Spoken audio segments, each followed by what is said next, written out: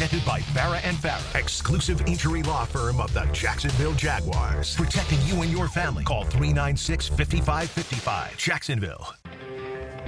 He's Hacker. Talk about a fried egg. I lasted about 5 minutes out there. I said, to heck with this. I'll do this in the morning. And I don't have any inside information. The lady that did it, she got in there. She made it happen. And he doesn't shy away from opinion. And I do enjoy drinking cold beer at ballparks. So if that makes me a baseball fan, then I'm a diehard baseball fan. It's Hacker After Dark on 1010XL. And a very good Tuesday evening to you, Jacksonville. It is Hacker After Dark, 1010XL, 92.5 FM with Dylan Denmark. The Hacker Ryan Green with you. Glad you are with us. A Tuesday that finds us that much closer to the Jaguars and the Jets, the second to last home game at Everbank Stadium this year for the Jacksonville Jaguars. What a battle that should be on Sunday. The 3-10 Jaguars, the 3-10 New York Football Jets. A Tuesday that also has found us in a little bit of a quandary here locally when it comes to the transfer portal, as big news coming out of both Tallahassee and Gainesville about movement in the transfer portal. And we will certainly talk about that. In fact, that's where we are going to begin tonight. Guest lineup looks like this. Jamal St. Cyr of Channel 4. Love talking Jaguar football with Jamal. He's going to join me in less than 15 minutes as we'll look back on the win over the Titans, but more importantly, what that win over Tennessee means moving forward for the likes of General Manager Trent Baalke, head coach Doug Peterson. So Jamal St. Cyr of Channel 4 joins me in less than 15 minutes, and towards the top of the 9 o'clock hour, my buddy Bill Bender of the Sporting News, national college football writer, as we will take a look at the 12-team playoff. And the crazy thing about the 12-team playoff, you know, normally you have the playoff and you got to wait like 3 or 4 weeks, right? No. We're 10 days away, man. It's a week from Friday. Indiana and Notre Dame kick it off December 20th. And then the other 3 first-round games, round of 12 games, are Saturday the 21st. So we are well inside of 2 weeks away from this playoff beginning. It's going to be here before you know it. So we'll talk about the playoff with Bill Bender, national college football writer for the Sporting News, coming up at the top of the 9 o'clock hour. But as we do every night, to kick it off here on Hacker After Dark, we give you a big deal of the night. And Dylan Denmark, let's do that right now. Time now for the big deal of the night. What's the big deal? What is the big deal? No, because it is a big deal. On Hacker After Dark.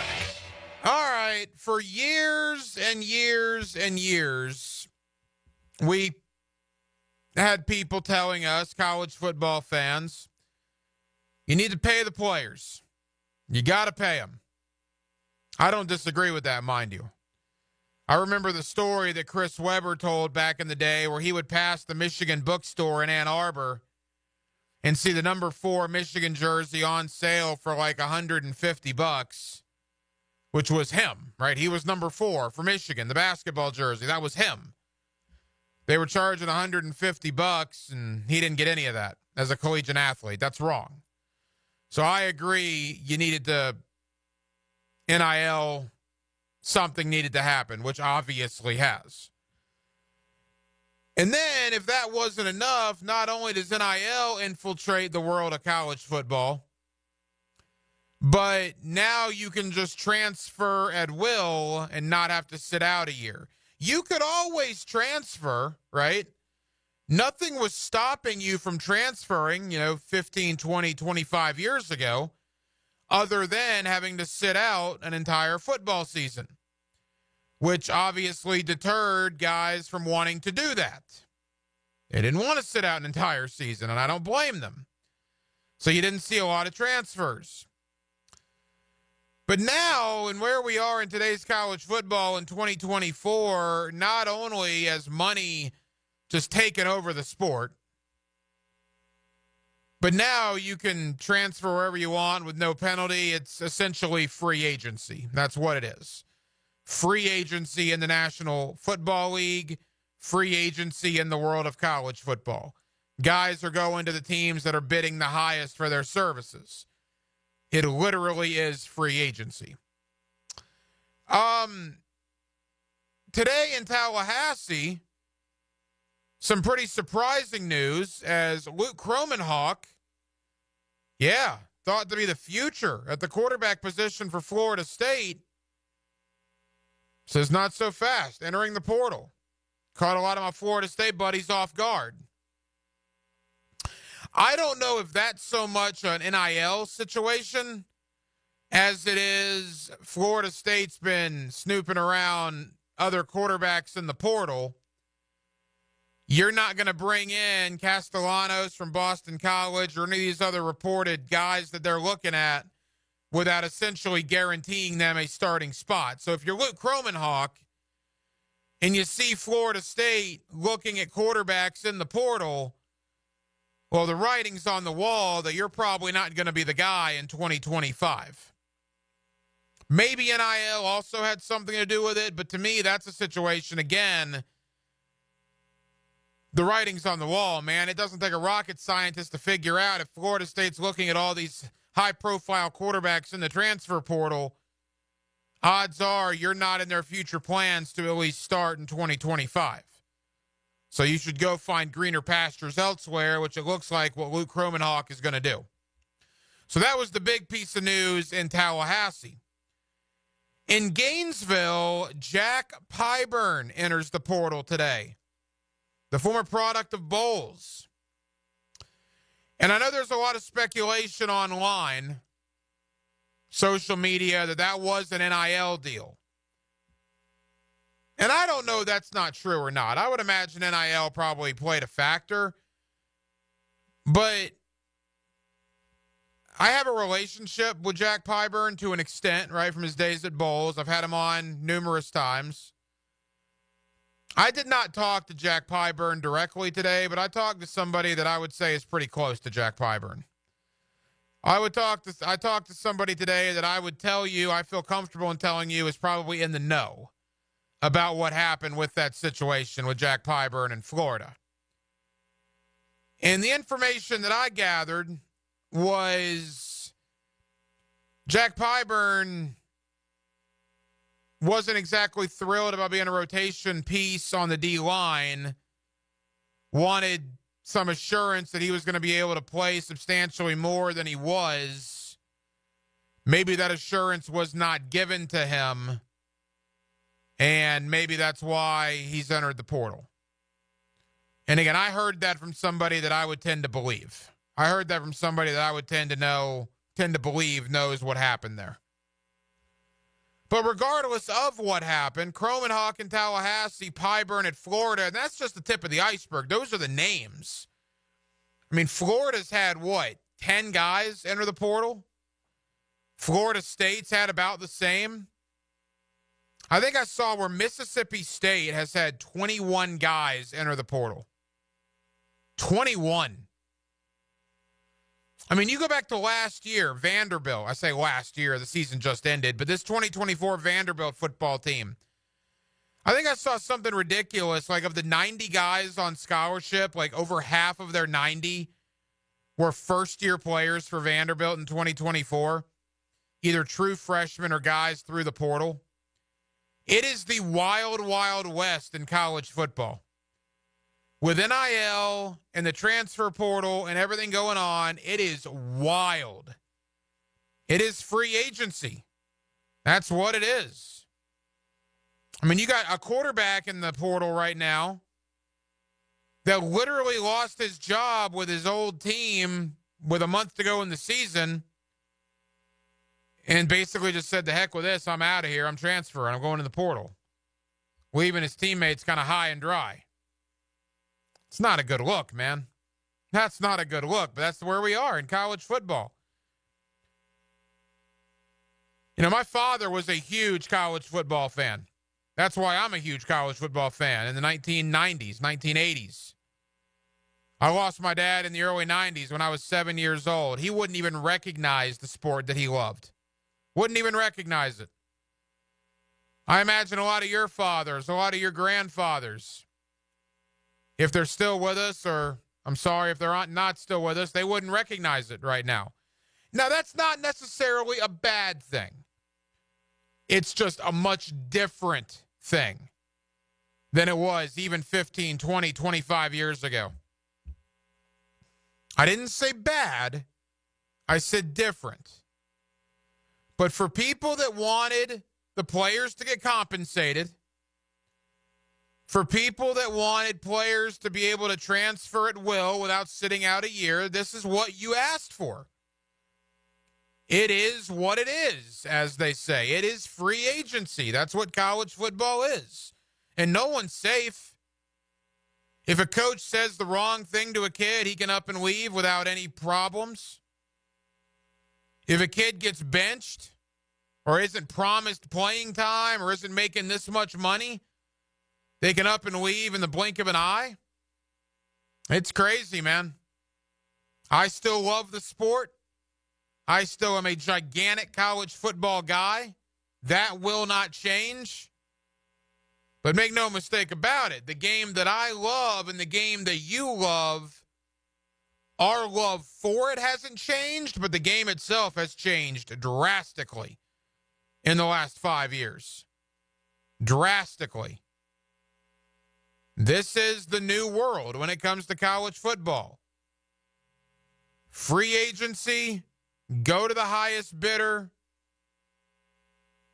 leave your team in the blink of an eye. It's an interesting state of affairs we're in. And it's not going to slow down, I wouldn't think. It's going to keep going and going and going like this. I think some point something's going to be done to cap NIL because some of the numbers are getting outrageous. I'm not exactly sure when people said collegiate athletes need to be compensated, this is what they had in mind. So I wonder how you regulate it, if they will regulate it. I think that might happen at some point, or at least discussion of that might happen at some point. I don't know how you get rid of the portal now. The portal's here to stay for the long haul. And now we have a 12-team playoff. I mean, you would not recognize college football if you went into a cave 10 years ago and just came out today. Heck, if you went into a cave 5 years ago and just came out today. It is a different sport. Still the same passion, but a different sport. Real quick, too, because we're going to get into the Jaguars with Jamal St. Seraph, Channel 4. Denmark, I do think the same passion is there.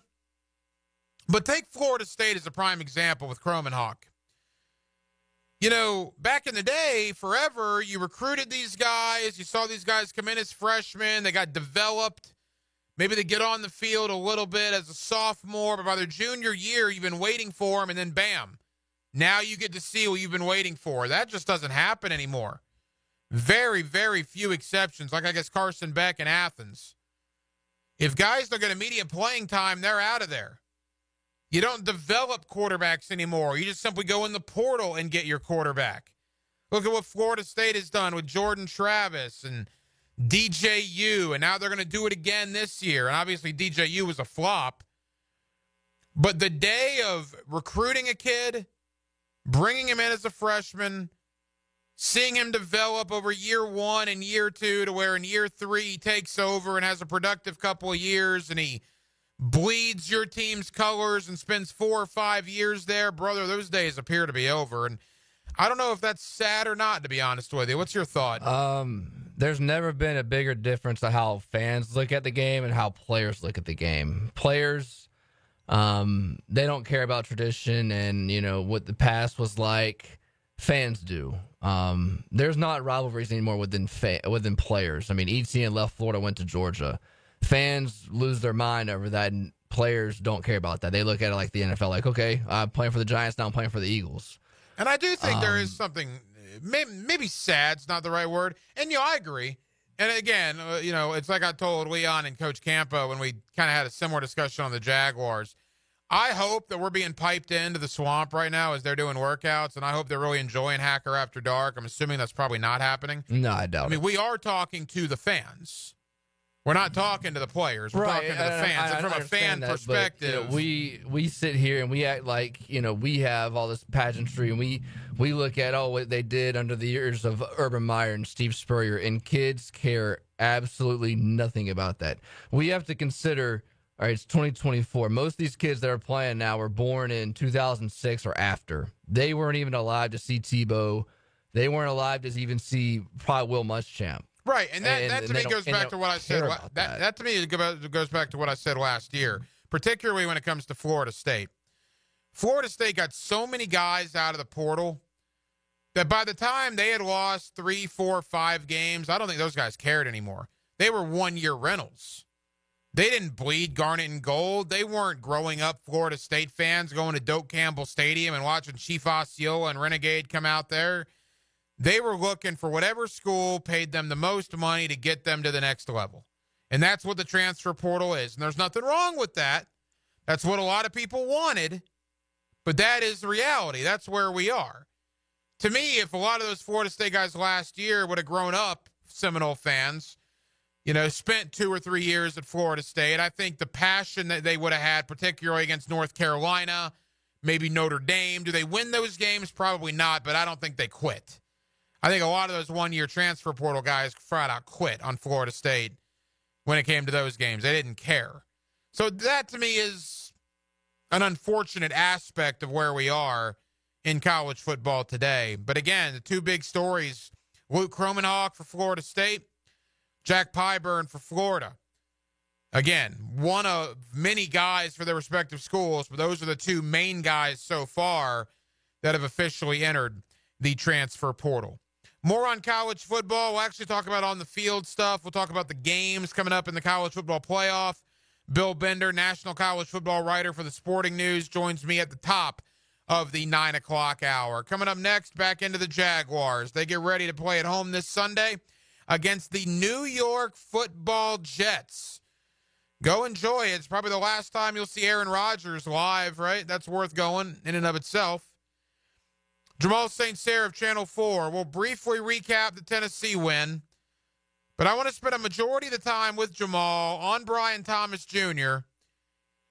and on the win as far as what it does here in Jacksonville with the organization and the futures of both General Manager Trent Baalke and head coach Doug Peterson. Jamal St. Cyr of Channel 4 next. Tuesday night, Hacker After Dark. Glad you're with us. It's 1010XL and it's 92.5 FM. Start Sunday morning with a balanced breakfast of football. Breakfast out of bed. Live from Tailgaters Parking on the Terminix Kickoff Show. 5 hours before kickoff of every game. Brought to you by Gatorade and Clearwater Irrigation on 1010XL. Oh, fellas, it's your boy E.T. here. And during the holidays, we all feel the stress of everything going on. And sometimes that can lead to underperformance in the bedroom, if you know what I'm saying. Well, let me make things a little easier for you. I'm going to hook you up with some Blue Chew for the free. They have chewable tablets with the same active ingredients as Viagra, Cialis, Levitra, and Staxin. Doctors help you find the right prescription and strength for you. You don't even have to go to the doctors or the pharmacy. You can get Blue Chew all online, and it mails right to you. It's in a discreet package, too. They also have Daily Tab that contains 7 essential vitamins. And guess what? It's chewable. Visit BlueChew.com and enter my promo code 1010XL. Just pay $5 shipping. Turn that holiday stress into some holiday cheer. That's promo code 1010XL and let your boy hook you up with some Blue Chew. Visit BlueChew.com.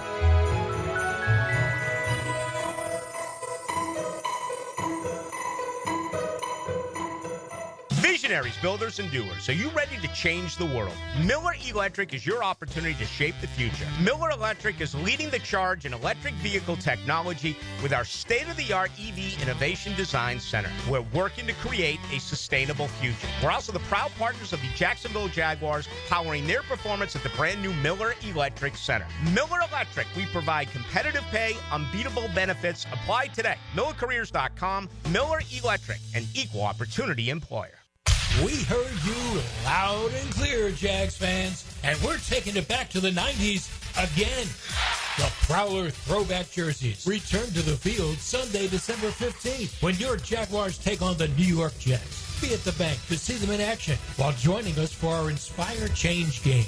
To lock in your seats, head to jaguars.com/tickets or call 904-633-2000. We'll see you at the bank. Bueller Air and Plumbing presents Are You Cool? Today's contestant, a professional stamp licker from Jacksonville, Florida, meet Martin Celery. Oh, gosh. I can't wait to play, Bob. Well, let's move things along. Tell him what he's won, Johnny. Wait, but That's right, Marty. At Bueller Air and Plumbing, we've stocked up on the remaining inventory of low-cost 2024 model air conditioners. So you win. We're passing the savings on to you.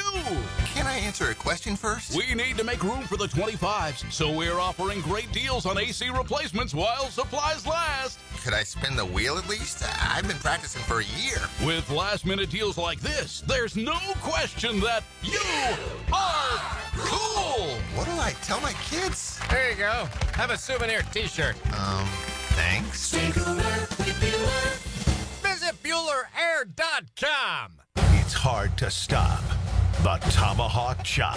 I'm RJ Saunders. Follow Florida State's road to the college football playoff on the Seminole Report. Brought to you by your local Ag Pro, your home team on 1010XL. Yo, what's happening, sports bettors? It's your boy E to the T, and our listeners have been killing it in a year full of surprises. My bookie is the one book that got your back. No fluff, no second guessing, just straight up action. Does other sports books pay out when you push on a bet?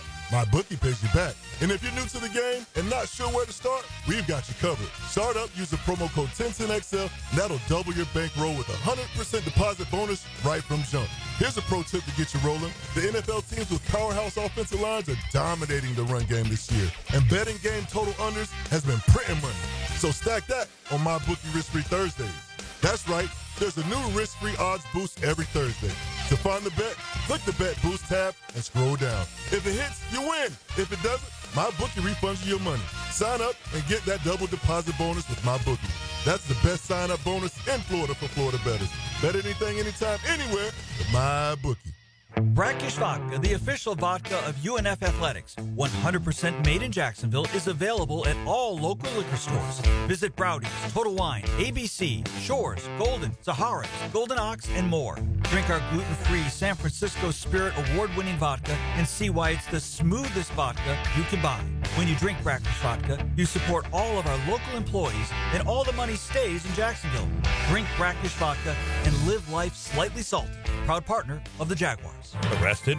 Got traffic tickets? DUI? License problems? Gun charges? Drug charges? If you've been charged with any crime, call me, criminal defense attorney Malcolm Anthony, at 285-4LAW. That's 285-4LAW. Find Florida Gators basketball on 1010XL. Brought to you by Renewal by Anderson, the official window and door replacement partner of the Florida Gators. And by Farah and Farah, exclusive injury law firm of the Jacksonville Jaguars. The Army-Navy Game Watch Party, presented by the City of Jacksonville Military Affairs and Veterans Department on some of the world's largest screens. With free parking, requesting $5 entry donation. Gates open at 2 for the Army-Navy Game Watch Party at Everbank Stadium. 1010XL is presented by Farah and Farah, exclusive injury law firm of the Jacksonville Jaguars. Protecting you and your family. Call 396-5555. Jacksonville. Now, another great guest on the Garber Auto Mall phone line. Hello. We can wiggle it. Back here on 1010XL and 92.5 FM in the city of Jacksonville. We are glad you are with us. The Jaguars and the Jets come up this Sunday, Everbank Stadium.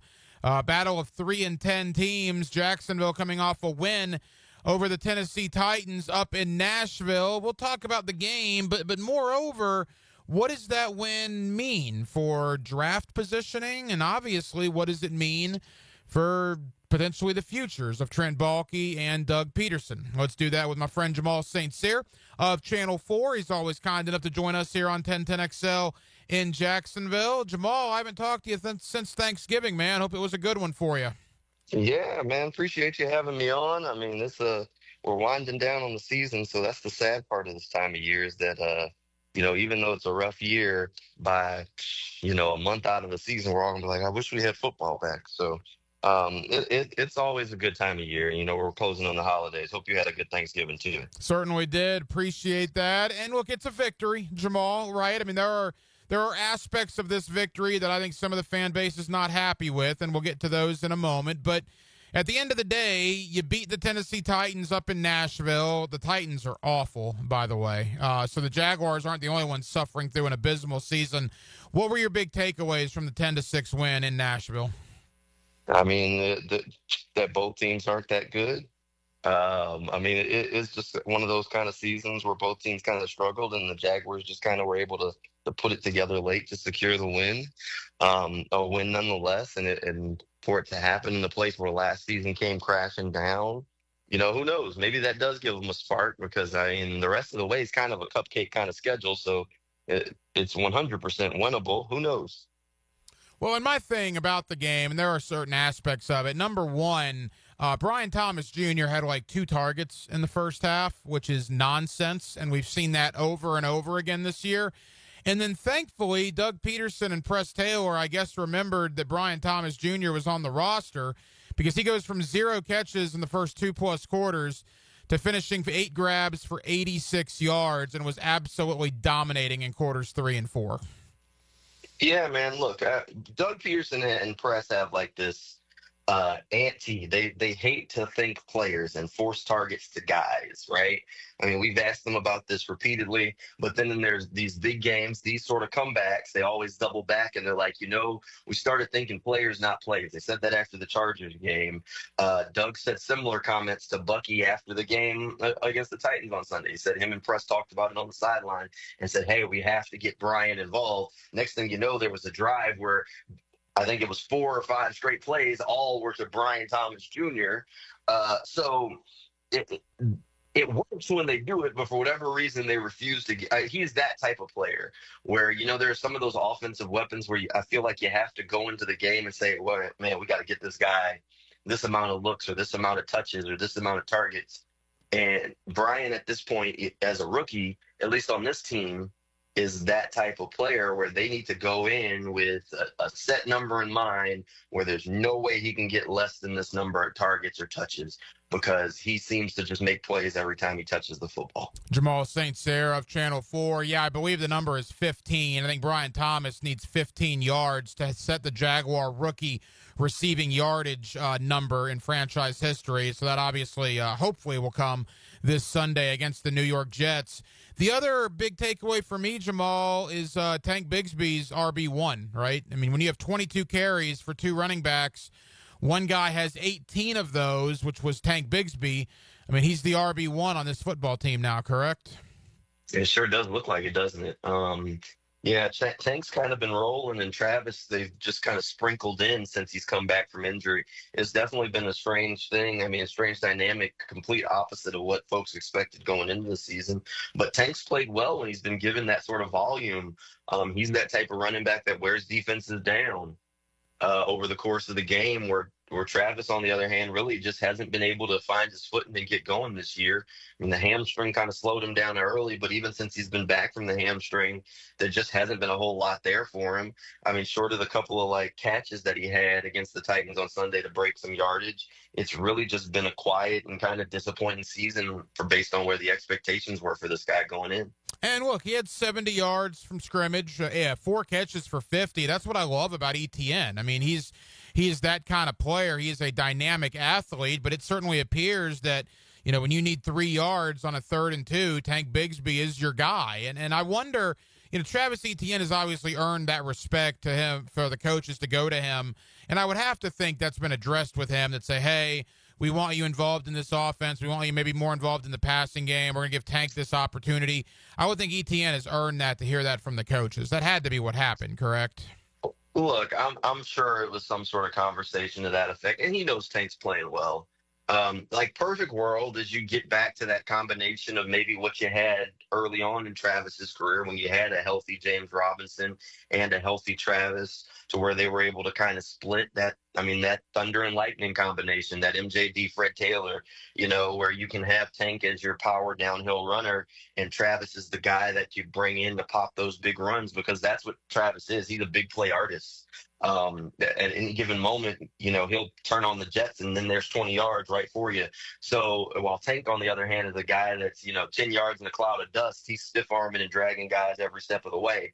Not that he can't break big plays, of course, but I mean, I think they're a perfect duo. The running game overall just hasn't really gotten going to where you can really take advantage of both of their skill sets and really use them to their best. So that was something that Doug and them talked about, that they were trying to make some slight tweaks in after the bye week and how they block things to get it sparked. But to date, it really hasn't shown up. I mean, there's a play here or there, like you had the Tank run, you had a Travis play here or there that pops, but overall, it's not. It hasn't instilled confidence or consistency. And Bigsby with the touchdown run yesterday. Again, he only had 18 carries for 51 yards, but he started wearing down the Titans, it looked like, there in the fourth quarter. Jamal, great opportunity for Mac Jones, right, to rejuvenate his career. Maybe, obviously, his goal is to become the next Sam Darnold, a guy that was kind of left for dead, that finds a new home and is thriving now. And Mac has that opportunity. To me, worst-case scenario is that he re-signs here as Trevor's backup in 2025. Obviously, he has loftier goals than that. He's given this opportunity with Trevor's injury. How did you assess the way Mac Jones played in the win on Sunday? I mean, he played fine. I mean, he got the job done, right? I mean, which is ultimately always the goal. But, I mean, I don't think that's the game that anybody's going to look at and be like, oh, we got to hand the keys to the offense over to that guy. I mean, look, he got the job done. And that's nice to say, but they scored 10 points. They scored 10 points in a game where I'm sure I couldn't have been the only one that wasn't confident that when the Titans got to 6, that it was not a reach, So I can't say that he's like, you're married to it. Yeah, if he wants to stay in Jacksonville, stay at home, the Jaguars will have him. But I can't say that. He's still got a couple of weeks to show that he can be that guy and be that Sam Darnold type of career. But I don't know that that's going to be the game anybody points to and be like, oh, I trust him after that win against the Titans, right? No, I agree with that. Yeah, he wasn't great, but at the end of the day, in the fourth quarter, he did drive him down the field, got the Brian Thomas Jr. a bunch, so that was nice to see. He certainly needs to play better over these next 4 games if he wants an honest look from a team in the offseason. A couple of more for Jamal St. Cyr of Channel 4. You look at the defensive side of the ball. I was asked yesterday about Andre Cisco, and my response was this.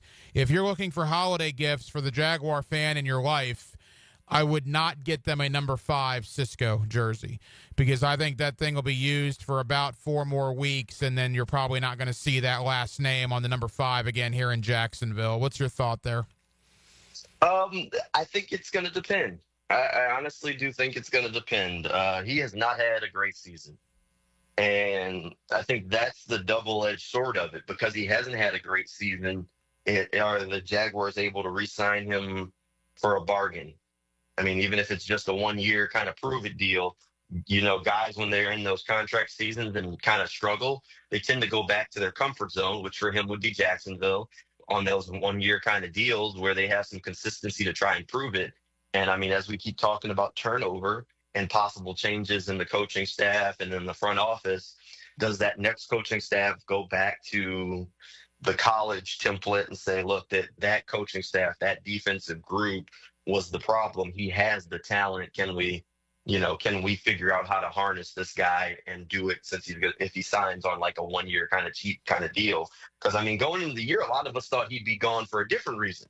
He'd be gone because he'd go and sign a bigger contract somewhere else after having some production. So it wouldn't surprise me if a new GM, a new coach, or whatever it may be, came in and said, hey, look, this guy just kind of struggled last year in that system.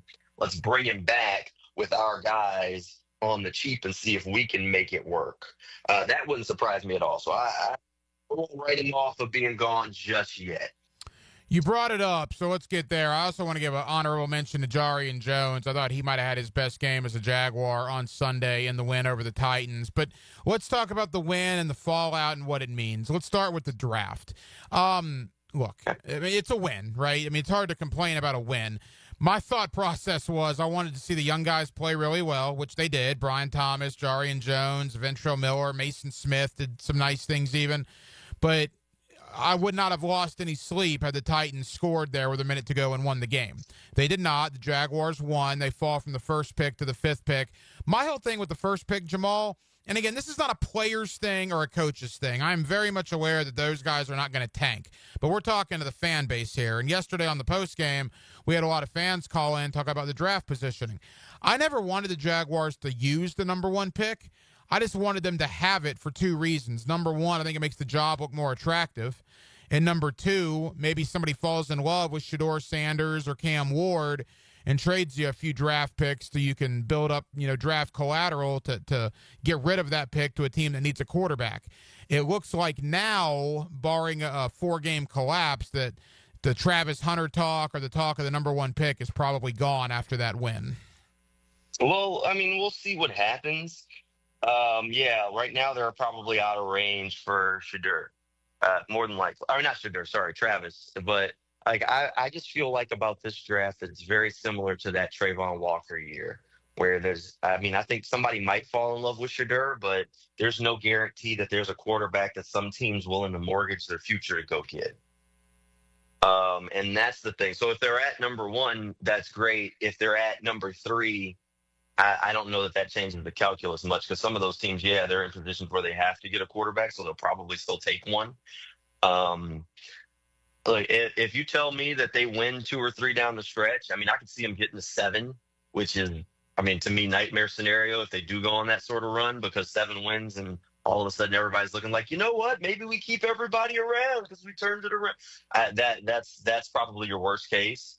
But if they only win 2 or 3 and they're still in the top 10, you tell me that they win a couple of games, build a little momentum, feel good about themselves going into the offseason, they get Will Johnson or Graham, one of the Michigan guys. I'd take that deal every day and twice on Sunday, because both of them are fantastic football players. The Jaguars could use an impactful defensive tackle. They haven't had one in a long time.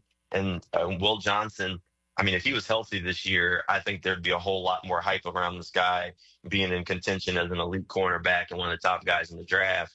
I think there's some talent. I don't know that this draft, you really want to get outside the top 7 or 8 picks, because after that you start moving on from where you're saying, all the guys you feel really good about are gone. So wins are contingent when you start looking at the draft and start looking at those things. I don't know how much that'll play into the calculus of the job attractability. The one thing I will say is that this team has had a whole lot of top 10 draft picks, and it hasn't helped them do anything over the years. So if winning games, you know what? Take the wins. Take the wins, because the high draft picks haven't worked. Well, that's fair. No, there's no doubt about that. There's no argument there. Final moments, Jamal St. Cyr of Channel 4. And that brings us to this. People were not celebrating the win very much on the 5th quarter on Sunday night. They were saying, what does this win mean for Trent Baalke and Doug Peterson? And you laid it out. The Jets are awful. The Raiders are awful. And they just beat the Titans. And those are their next 3 games. This was what I talked about after that Detroit fiasco, 52-6. Because you look at the remaining schedule, and it's dog meat teams. And if they beat some of these dog meat teams like they did on Sunday, will that give Shad Khan confidence that they can build momentum with Baalke and Peterson coming back for 2025? Boy, I think that would be a hard sell to this fan base. It would be a hard sell. Look, if they got to 7, if they got to 6, that's going to be tough for him to convince himself to move on. I want you to think about this. In a 3-year period, this group, this front office, this coaching staff, Doug Peterson, Trent Baalke combination, if they get there, will have given Shad the most wins over a 3-year span of his entire ownership. And people want him to say, you get there and just usher these guys out. Look, I think for us, that's easy to say. But for him, a guy where wins have been hard to come by, the right dynamic has been hard to come by. I'm not as sold that if they get there that they're going to be gone at this point. I think there's still a chance. because stuff kind of doesn't smell great around the building still, but it's going to be an interesting one. It's going to be an interesting dynamic to see how all this shakes out, because those last 4 games are 100% winnable. I mean, they could beat the Colts and be sitting there going into the offseason 7-10. But to me, if somebody told Shad that this was the best team in franchise history, somebody in the building told him that. I refuse to believe that Shad just came up with that line all on his own. Somebody fed him that information. Doug Peterson's on the record saying it wasn't him. To me, that points the direction at Trent Baalke. And Hacker, I don't know about at your job, but over at Channel 4, if I lied to my boss and then they went and told people that lie and made them look bad, I'd be in trouble. Mm-hmm. That's all I'm saying, is that to me, if you tell me that it's the best team in franchise history, I go parrot that in public, and now people are quoting it and making me look bad. Like, the expectation should be a lot higher than beating teams that are picking in the top 10 and finishing 7-10. Well, the amazing thing about the NFL is that if Tennessee scores on Sunday with a minute to go, if Calvin Ridley doesn't inexplicably run out of bounds, we're having a much different conversation. But Calvin Ridley did run out of bounds. Tennessee did not score because Tennessee's awful. And as a result of that, the Jaguars win. And now we're having this conversation about the positive momentum potentially for both Baalke and Peterson. Yep. One-play game. One-play league. Difference between winning and losing. Absolutely wild. Jamal St. Cyr of Channel 4. Jamal, tell us about Teal the Show. Yeah, we have Frank Frangie over on Channel 4 every Monday and Friday night at 11:20 for Teal the Show. Come hang out with us. Frank always has some great insight on what's going on around the teams. We're trying to make sense of this team that has been struggling this year. 3-10 Jaguars, 3-10 Jets. What a battle that should be at Everbank Stadium coming up this Sunday. Jamal St. Cyr of Channel 4. Jamal, thank you for the time, brother. We appreciate it. Hey, anytime, Hacker. Appreciate you, man. They may not make a lot of plays. Good snap. Good hold. But sometimes they make the most important play. Best kickers in the league year in and year out. Listen for the Crown Royal Special Teams Player of the Game on 1010XL. Baloo for Shinatri Chiropractic. They've helped me get rid of my headaches and pain in my neck and back.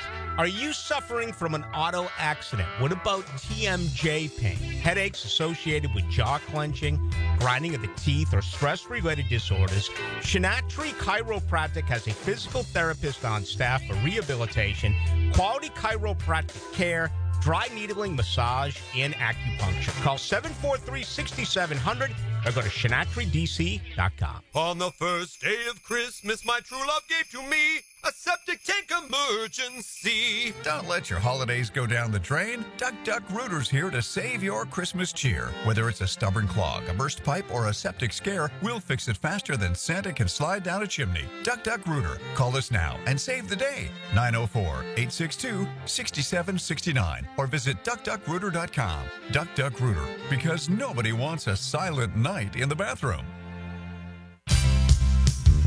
Stop letting high-interest debt weigh you down. Pay it all off in days thanks to Loan Pronto's new Rapid Equity Loan. Hey, it's Prosser here. Imagine a completely hassle-free way to cash out your home equity. No appraisals, no paperwork, no waiting.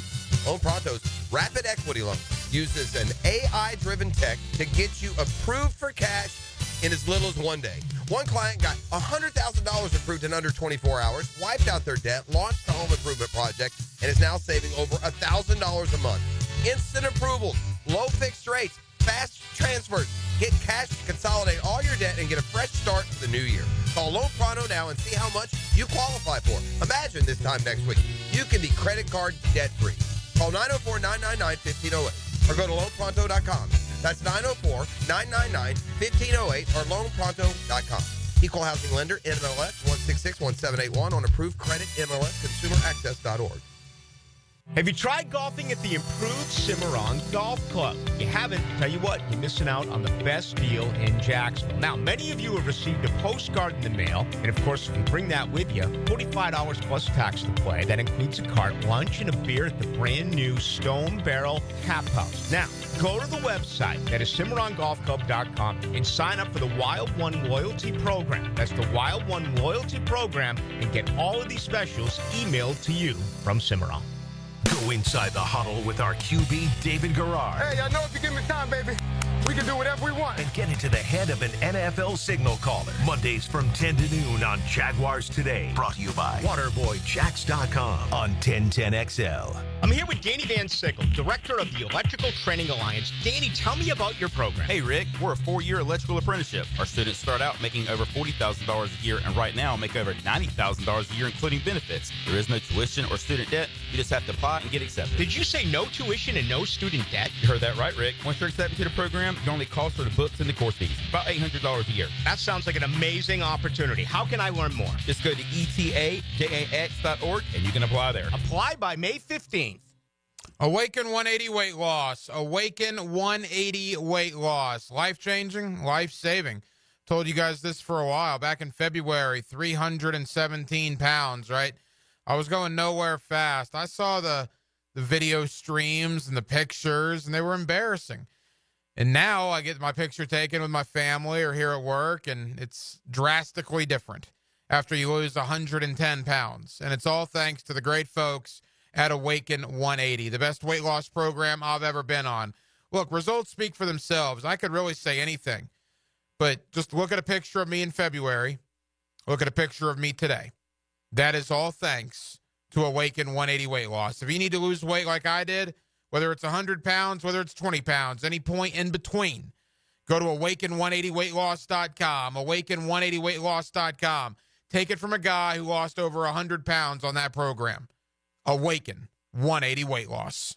My son loves to fly kites, but my active risankizumab Riza, a prescription-only 150 milligram injection for adults, helps with less joint pain, stiffness, swelling, and fatigue. For those who also have plaque psoriasis, 90% clearer skin is possible with just 4 doses a year after 2 starter doses. Don't use if allergic to Skyrizi. Serious allergic reactions and an increased risk of infections or a lower ability to fight them may occur. Before treatment, your doctor should check for infection and tuberculosis. Tell your doctor if you have an infection or symptoms such as fever, sweats, chills, muscle aches, or cough, or if you plan to or recently received a vaccine. With Skyrizi, there's nothing like clearer skin and better movement, and that means everything. Ask your doctor about Skyrizi today and visit Skyrizi.com or call 1-866-SKY-RIZZI to learn more.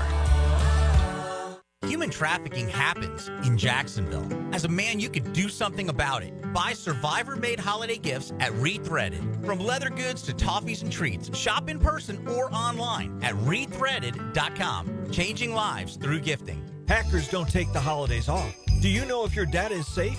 One attack could mean financial losses and damaged trust. DoubleCheck Cybersecurity protects your business 24/7 with AI-enhanced solutions. Stay secure. Visit doublecheck.com today. 1010XL is presented by Farah and Farah, exclusive injury law firm of the Jacksonville Jaguars. Protecting you and your family. Call 396-5555. Jacksonville.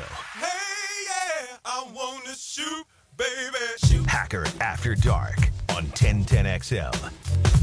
Yes, it is. Glad you're with us. 1010XL, 92.5 FM, a Tuesday night in the city of Jacksonville, Florida. We will take you up till 10 o'clock tonight. Coming up at the bottom of the 9 o'clock hour, Luke Easterling of Athlon Sports.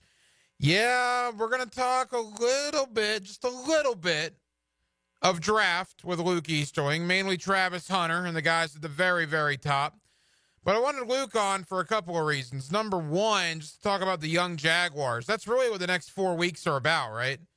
And Luke is always one of our draft guys during draft season. But I want to talk about Brian Thomas Jr., Tank Bigsby, Jarian Jones, Mason Smith. You know, a little bit of the Parker Washington, Ventrell Miller. Guys of that sort. Those are the guys that I'm excited about watching for the next 4 weeks. I also want to talk about Will Levis of Tennessee. Jacksonville just saw him. Will Levis was very underwhelming. Are the Titans about ready to cut ties already with Will Levis? Only his second year in the league. Tennessee looks like they're going to have a very, very high draft pick. If they have the opportunity for a Shedeur Sanders or for a Cam Ward, would they do that? So we'll do all of that with Luke Easterling of Athlon Sports. That comes up towards the bottom of the 9 o'clock hour. Coming up in less than 15 minutes, Bill Bender of the Sporting News talking about the world of college football. as the playoff is set. We talked about it last night. Really didn't break down the games very much last night. We'll do a lot more of this as we get a little closer. But again, keep in mind, the playoff begins a week from Friday. We're 10 days away from the college football playoff. I don't really know this dynamic in the state of Indiana, but I got buddies of mine that are Indiana Hoosier fans that absolutely love the fact that they're playing Notre Dame in the playoff opener. Apparently, and again, I don't know this, so Notre Dame fans don't come out of the woodwork here. Just what I was told from an Indiana point of view. Again, and Notre Dame has no reason to, quote, duck Indiana. But if you think about it, two teams located in the same state very rarely play football against each other. Very rarely. I can't remember the last time Notre Dame played Indiana, to be honest with you. Maybe it's happened recently. I just don't remember it. And some of my Indiana buddies were telling me that the reason why is that Notre Dame just feels like they're better, which they probably are, or have been certainly, and they don't need to play Indiana. Indiana has wanted to play Notre Dame for years, and Notre Dame just doesn't want to do it, doesn't want to deal with playing a team in their own state. Whether that's true or not, that's for you to decide. They haven't played since 91. That's wild, right? And before that, it was the 50s. So they've played twice in 70 years? Yeah, pretty much. In the same state, two big powerhouses like that just don't play football against each other. You know, it's the most expensive ticket out of all the 4 games that's going to happen next weekend? I mean, conventional thinking would be Tennessee, Ohio State. It's Notre Dame and Indiana. It is Notre Dame and Indiana. Well, there you go. That doesn't surprise me, man. I mean, this is Indiana's biggest game by far in the history of their school. It's in their state. And maybe my Indiana buddies were onto something. Maybe, again, I don't know why Notre Dame would be ducking Indiana. Indiana doesn't exactly have a fortified football history there in Bloomington. But if you're in the same state with two big colleges like that and you haven't played football against each other in 33 years, that's interesting, at least. So there's that aspect. You got Clemson and Texas, which could be interesting, right? Clemson's a team that has played better, although you would expect Texas to win that game. It is in Austin. I don't know what to make of SMU going to Penn State other than if this game was played in September, I would give it no thought whatsoever. But because it's a playoff game, it obviously is going to get a lot of pub. I thought SMU deserved to get in. I told you last night I would still take Alabama over them on a neutral field. I may take Ole Miss and South Carolina and Miami over them in a neutral field, but all of those teams lost 3 games. In Miami's case, they lost twice, but they did not beat SMU in the ACC. So I think SMU deserved the spot, but I do think Penn State's got a pretty good draw there, getting SMU and Happy Valley. And then finally, Tennessee, Ohio State. Where is Ohio State mentally after losing to Michigan? Are they over that game? Are they over the frustration, the anger? Got to turn right around and play a Tennessee team. You know, for years, the Big Ten has said, hey, come up north. Hey, Southeastern Conference, come up north in the cold. All right, well, here comes Tennessee to Columbus, Ohio on December 21st. Kind of a similar thing, SMU out of the ACC, out of Dallas, going up to Happy Valley to play Penn State. It's going to be freezing in those locations. It's going to be freezing in South Bend, too, but you would think the Hoosiers of Indiana are probably a little used to that. But there is no doubt weather will play a big factor in the round 1 games. Again, important to remember, the seeding is over. They don't reseed. So the winner of Clemson, Texas knows they're playing Arizona State. The winner of SMU, Penn State knows they're playing Boise State. So you have a scenario where Penn State only has to beat SMU and Boise to get to the Final Four. The winner of Indiana, Notre Dame knows they're playing Georgia. And with the Carson Beck injury issue, who knows what's going to happen there. And the winner of Tennessee, Ohio State knows they're playing Oregon. Crazy times. The first 12-team playoff begins a week from Friday. Bill Bender of the Sporting News is one of our favorites when it comes to talking college football. Let's talk about the playoff. Let's talk about, did the committee get it right? Did they get the seeds right? We'll also spend a little bit of time on Billy Napier and the Florida Gators. Bill Bender of the Sporting News coming up next. Halftime on Hacker After Dark. 1 hour down, 1 hour to go. And as always, on a Tuesday, Jacksonville, we are glad you are with us. It's all about picking winners. Yes, it is. Play 1010XL's weekly pick'em. All right, let's do it. Make the best picks and win a pizza party from Salvatore's Pizza at Tapestry Park. Who wants pepperoni? You pick 'em at 1010XL.com. Now you can watch 1010XL shows all day on X, Facebook, and YouTube. Brought to you by MyBookie. Experience Vegas from the comfort of your phone anytime, anywhere. Sign up today. Use promo code 1010XL. I got the perfect holiday gift for you. At the Blue Crab Crab House, you spend $50, you get a $65 gift card. $50 and you get $65. Bam, the pressure's off. Located right off of San Jose on Julington Creek Road, open every day until 9 except for Monday. Get rid of the stress of holiday shopping right now at the Blue Crab Crab House. Spend $50 and get a $65 gift card. Only at the Blue Crab Crab House. We heard you loud and clear, Jags fans, and we're taking it back to the 90s again. The Prowler throwback jerseys return to the field Sunday, December 15th, when your Jaguars take on the New York Jets. Be at the bank to see them in action while joining us for our Inspire Change game. To lock in your seats, head to jaguars.com/tickets or call 904-633-2000. We'll see you at the bank. Home of the Jacksonville Jaguars. WJXL AM Jacksonville Beach. WJXL FM Jacksonville Beach.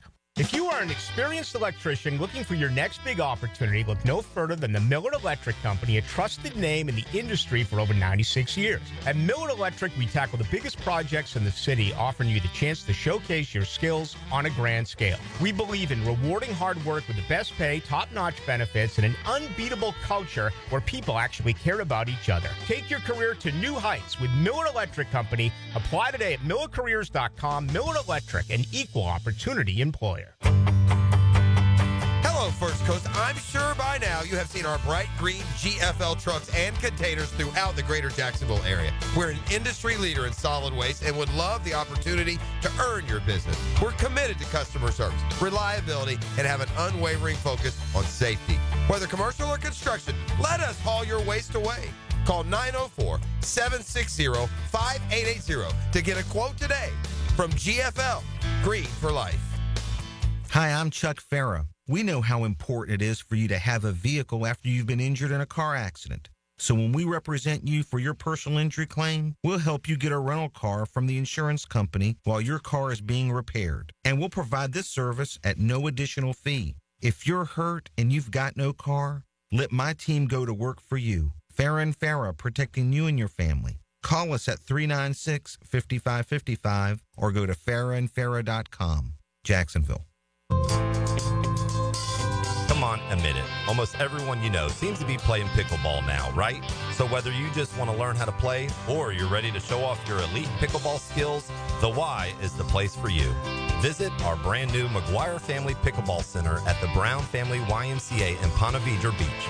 5 top quality outdoor courts and 3 amazing indoor courts where you can learn about dinks, dill ball, falafel, the kitchen, and more pickleball slang at the Y. Nick in here for the Borland Groover Foundation. If you're 45 or older, you need to get screened for colon cancer. Ask your doctor about getting a colonoscopy. The key to surviving colon cancer, early detection and prevention. Borland Groover recently expanded into St. Johns County. The new and advanced surgery center and medical office is open in Durbin Crossing. Visit BorlandGroover.com for a location near you. Remember, 45 is the new 50. Get screened today with Borland Groover. Here's your 1010XL First Coast Community Calendar. Dreams Come True is a local wish-granting organization giving dreams and special times to local children battling life-threatening illnesses. Find out how you can help at dreamscometrue.org. The Wounded Warrior Project provides what medicine and technology can't: community, counseling, and a second chance. Find ways to help at woundedwarriorproject.org. If you're between ages 16 and 24, you can learn a career in construction, electrical, plumbing, or masonry with free training from the AMI Kids Florida Registered Free Apprenticeship Program. Call 576-7337. There's a critical need for all blood types. Please consider donating at a local blood donation center. If you could benefit from a grief and loss support group, call Haven Hospice at 279-1677. If you're involved in a community event and you'd like us to help spread the word, find out how at 1010XL.com. Hey, it's Angela and Brian Wall. How many companies do you know in this day and age that actually want their potential customers to call their competition and get quotes from them? That's what WonderWorld wants you to do. WonderWorld knows there are other window companies out there, but we also know those other guys. When compared to WonderWorld, they can't offer you the quality at the price that WonderWorld can. And with WonderWorld, you get the absolute best guarantee there is in the window replacement business. If anything goes wrong with your new WonderWorld windows, 5 years from now, 10, 15, 50, WonderWorld and I will be there to fix it for you. You get peace of mind with WonderWorld, and to top it off, WonderWorld windows increase the value of your home. So look what you get with WonderWorld. Quality windows, low price, the best guarantee in the business, energy savings, and an increase in the value of your home. A win-win for you. Call WindowWorld today and get your free in-home estimate, or see them online at windowworldneflorida.com. WindowWorld, simply the best for less. Thank you for your business. Window World also offers energy-efficient doors. 1010XL is presented by Farah and Farah, exclusive injury law firm of the Jacksonville Jaguars. Protecting you and your family. Call 396-5555. Jacksonville. Now, another great guest on the Garber Auto Mall phone line. Hello. We can wiggle it. Back here on 1010XL at 92.5 FM in the city of Jacksonville. We are glad you are with us. For the first time ever, we have our 12-team playoff field. It was announced on Sunday. Did the committee get it right?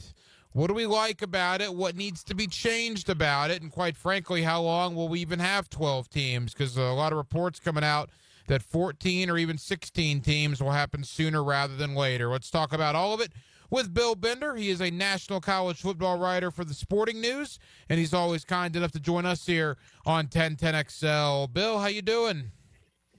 Hey, I'm doing well. How's it going, Ryan? Hey, Bill, we're good, man. Thank you for the time. And let's not bury the lead. Let's begin with the question that I'm sure you've been asked 100 times in the last 24 hours or so. Did the committee get it right choosing SMU over Alabama?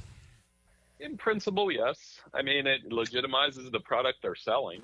You can't just, if you put Alabama there, you're just basically saying, hey, the rest of you guys really don't matter that much. We don't care about your regular season. SMU had, I think at 31-14, it was a different story before SMU started to rally and made a game of it. And that's kind of how conference championship works. Do I think Alabama would beat SMU in a game? Yes, I do. But I also think that loss against Oklahoma is what I couldn't get away from with them. You know, that was a very bad, I know Oklahoma has a good defense, tough place to play, but that was a pretty bad loss by the Crimson Tide, and that's probably what kept them out. Yeah, 24-3 was not good. Alabama also lost that road game to Vanderbilt. We all remember so well.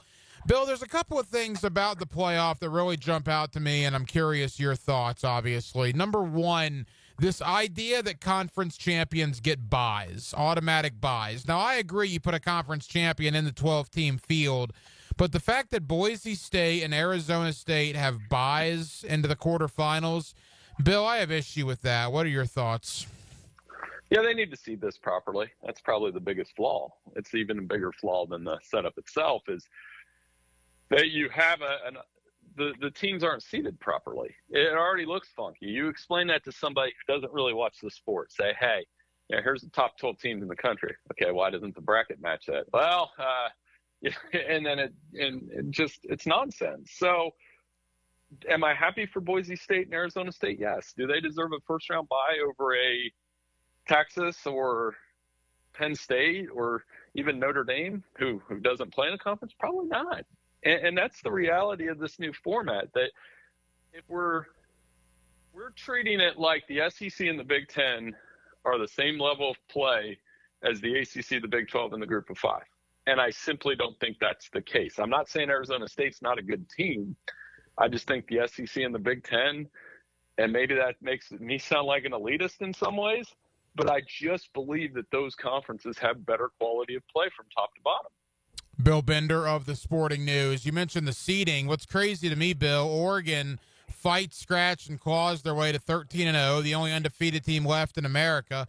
And their reward for that is the winner of Tennessee, Ohio State, whereas Penn State, who just lost to Oregon, gets a home game against SMU and then would play Boise in the quarters. I mean, there is no way that Penn State should have an easier path than Oregon to the semis, but on paper it appears they probably do. They do, and there's nothing right about that. And if you want to look at it and say, the reason why we got to fix this, and over the next couple of years it's going to create bitterness. It reminds me of the NCAA tournament when you have a 1 seed or a 2 seed, and then you look at their second round game, and that 8-9 is typically a tough game, and then the 7-10 comes in, and you're like, man, that's not a good draw. Now a good team overcomes that and wins the game anyway, but yeah, I would say very strongly that Oregon has a much stronger or much tougher path Final Four in this bracket than Penn State does. That's not even disputable. A rematch with Ohio State would be tough. A matchup against Tennessee, who runs the ball, plays strong defense, and just has a really good overall team, also is not going to be easy for the Ducks.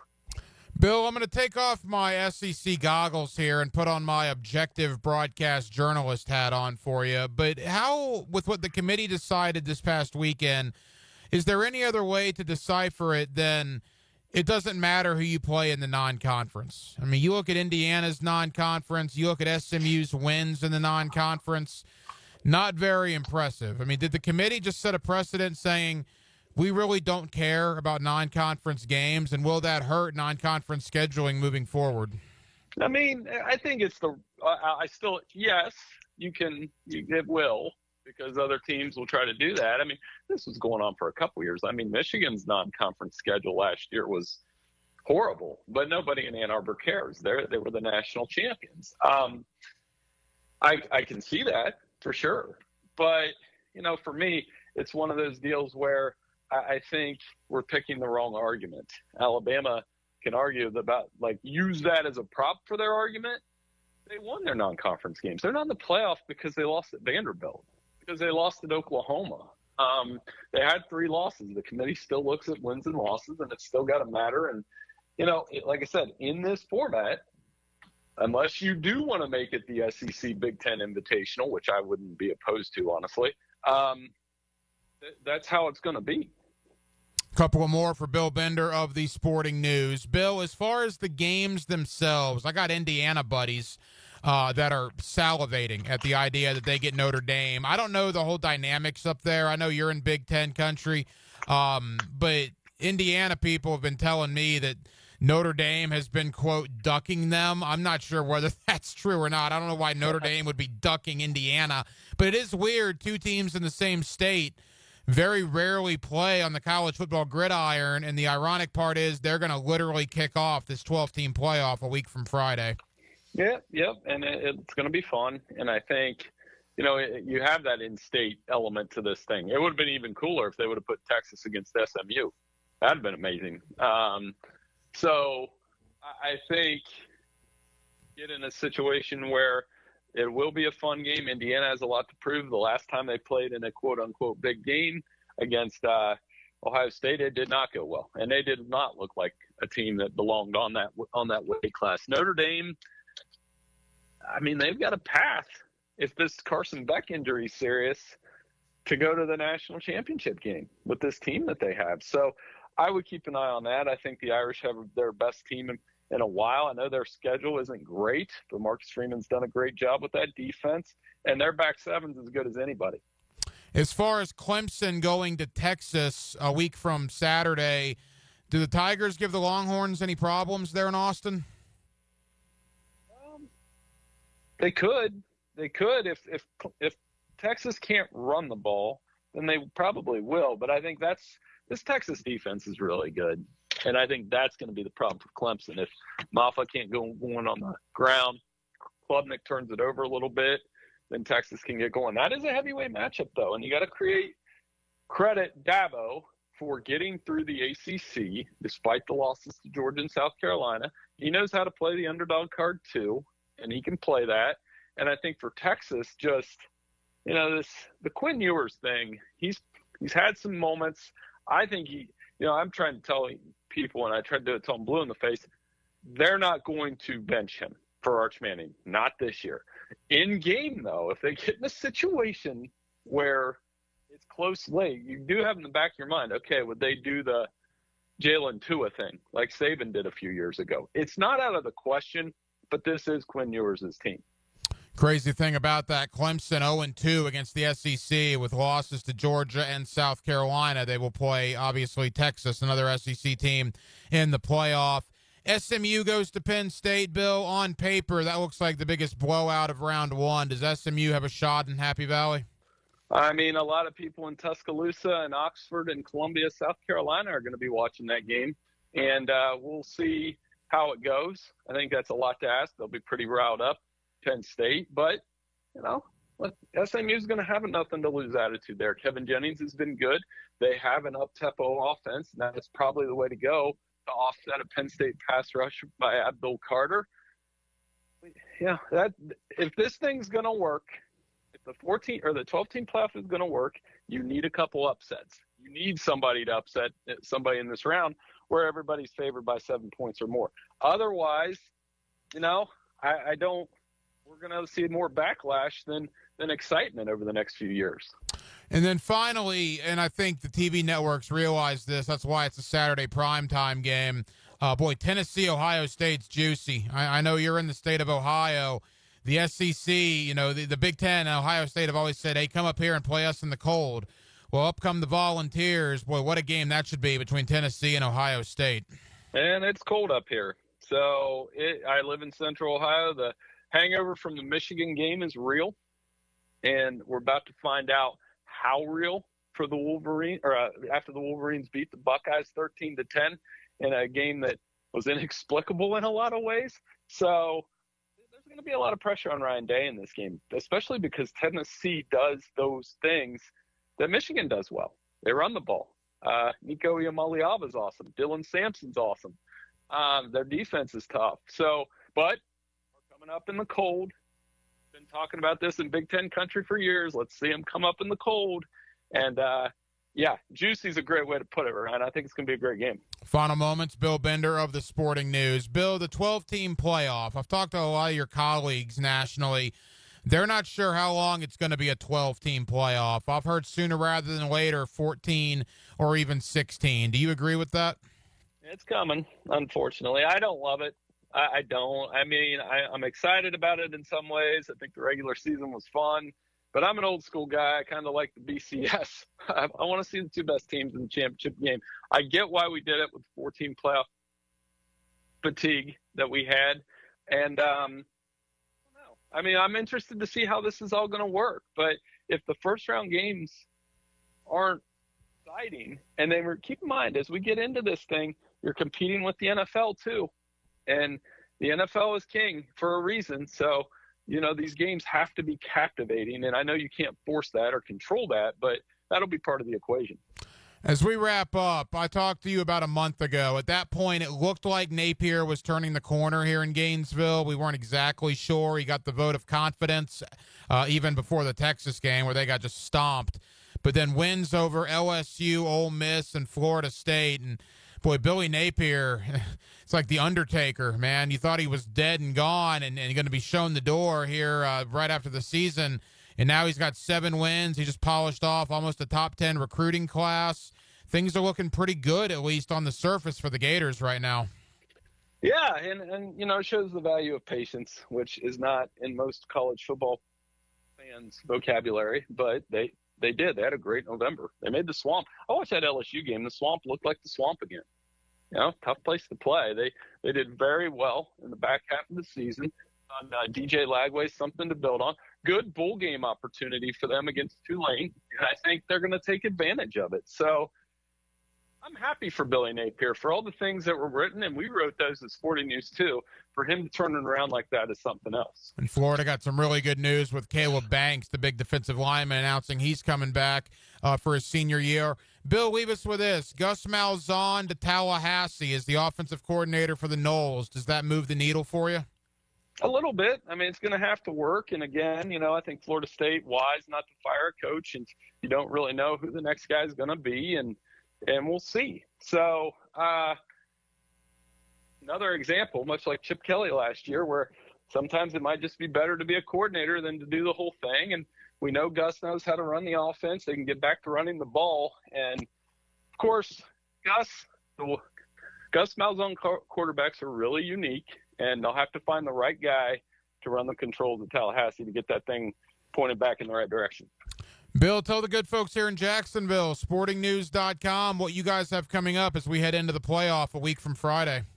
Yeah, I'm working on bold predictions now, all 35 of them. This thing is it's a long one, so enjoy that. And, I love bowl season. I always say bowl season means something different to everybody. And, for me, it's a chance to watch more football, so we'll definitely enjoy it.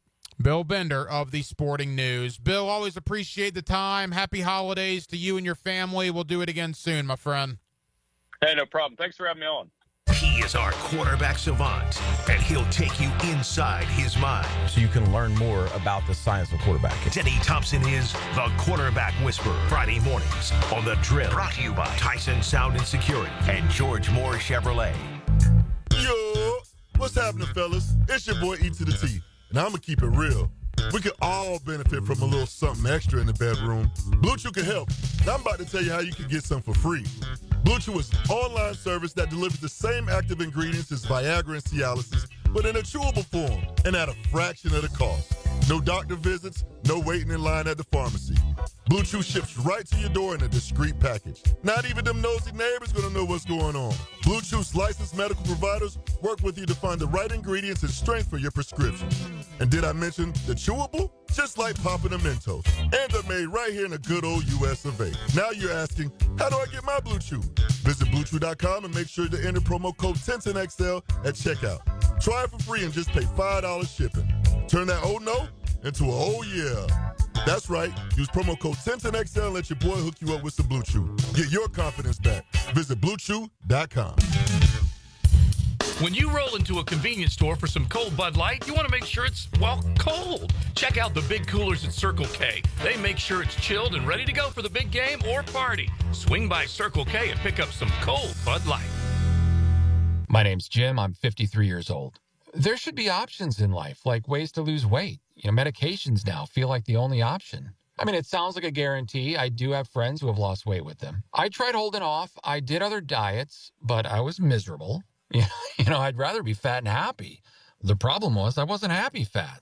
I was about to start the meds, but then I heard of Awaken 180's GLP-1 program. Turned out it does the same thing as the meds without injecting myself for life. It absolutely worked. I dropped 45 pounds. I'm now in maintenance, and I feel better than my friends who are still on the meds. Listen, I barely know what GLP-1 is. What I do know is Awaken 180 worked for me, and I was far from miserable doing it. Thanks, Jim. You all know our success with Awaken 180, and now with Awaken 180's GLP-1 Balance, you address the root causes of weight issues. Do it naturally, then keep it off. Awaken180weightloss.com. It's a game 80 years in the making. Join us for Thursday Night Football as we celebrate the 80th birthday of the Tax Slayer Gator Bowl game. The SEC and ACC face off January 2nd at 7:30 on Bill Gay grounds at Everbank Stadium. Don't miss college football pageantry on display as we celebrate our 80th anniversary. Tickets and hospitality packages are on sale now at TaxSlayerGatorBowl.com. Get yours today. We know how much you love to shop. We're the same way. That's why 1010XL has your holiday gift guide. You'll find great gift ideas from Kuhn Flowers, Beards Diamonds, and Rethreaded. Start shopping at 1010XL.com. Hi, this is Dave Barker. Multi-unit hair grafting is now available at IHRS and can give you 3 times more hair in one procedure over a traditional hair transplant. Multi-unit hair grafting gave me more hair in one procedure and within my budget. You can grow your hair back with this exclusive new procedure. Call for a free evaluation. Call IHRS 904-777-IHRS 777-IHRS 777-4477. Googie Nation, it's Dreamfinders Danny Hicken here to tell you this is no dream. The folks at Dreamfinders Homes right now have an unbeatable interest rate for you. You may not think you can afford a Dreamfinders home. Well, think again. Take advantage of a 2.99% year one rate. I said it, 2.99%. 15 Jacksonville communities to choose from. Find that dream house and take advantage of an unbeatable rate. Move now, literally. Dreamfinders Homes, the official home builder of the Jacksonville Jaguars. Atlantic Self Storage, the official storage partner of the Jacksonville Jaguars. Need to make room to watch football in your home or need a place to park your boat or RV? Store it all at Atlantic Self Storage. Over 50 locations in Northeast Florida. 24-hour access, all with month-to-month leases. Moving? They can help with supplies. They make storage easy. Go to AtlanticSelfStorage.com or call 877-WE-STORE to find a storage solution near you. Go Jags! Hi, I'm Mac with Baker Glass. If you've got fogged up windows, let me help. We'll replace them with clear, insulated units that brighten up your home. People say we're fast, friendly, and reliable. Just check out our Google reviews. Call me today. Baker Glass. No one treats you better. This is your Mad Dad's Update with Chapter President Donald Ford. In our effort to curb crime, drugs, and violence during the summer months, we are offering Friday Night Lights. It has already started and will be going until school starts back. It is every Friday night from 6:30 to 9:30 at the Blacktop, 5732 Normandy Boulevard, and behind the Potter's House Christian Academy. We manage 3 basketball courts. You are not running on the cement. We have covering on each court.